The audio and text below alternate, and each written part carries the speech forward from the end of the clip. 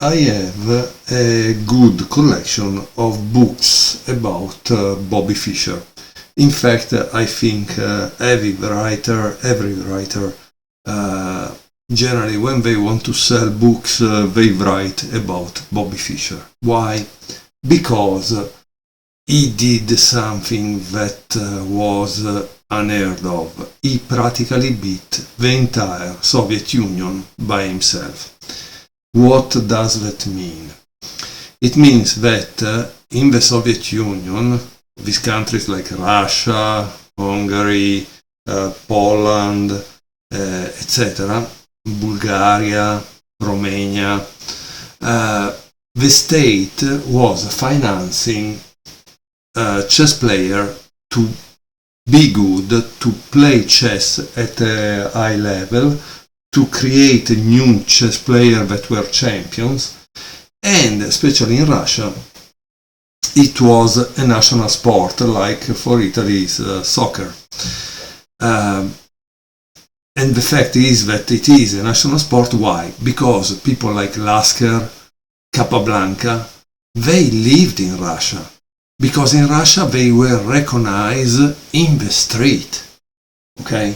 To give you an idea of how popular the sport was. If you would put a guy like Lasker in 1920 in the streets in Italy, nobody would recognize him as a world champion. Okay? So what did Bobby Fischer do?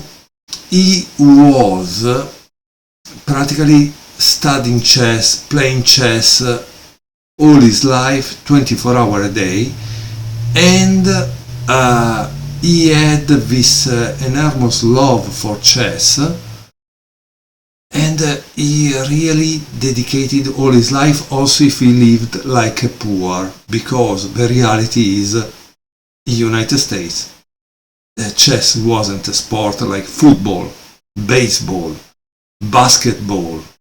Come on, that's the reality of it, no?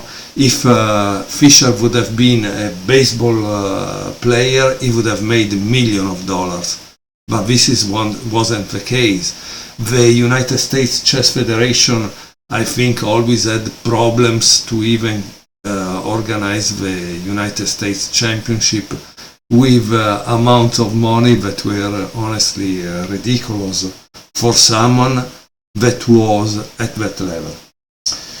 So I would like to remember and learn from the games played by Bobby Fischer through different books, and I will do it using this chess set, because this chess set is called Dubrovnik. And this is another thing of Fischer. Once he went to the former Yugoslavia, because now Yugoslavia doesn't exist anymore, they gifted him this chess set. He really loved it, and then unfortunately he lost it because he stored it in a storage unit, and it seems there were some problems with paying for the storage unit, and like always all the content was thrown away, given away, and so on and so forth. But since Fischer became so famous thanks to the match in 1972, the reality is that they even reproduce this set and sold it because they know that Fischer loved it and studied and analyzed games on this kind of set. Here we have a book, Bobby Fischer Rediscovered, by Andrew Soltis, that is an exceptional chess writer, and I would like to show you some games out of it.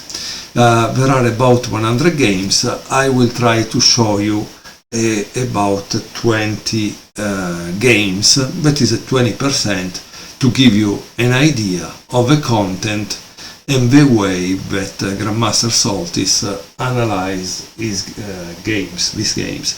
I think he does a great job at analysis, especially for club player level, because he explains the moves and he also gives little variations that are not computer generated most of the time, so one can understand why those moves were played.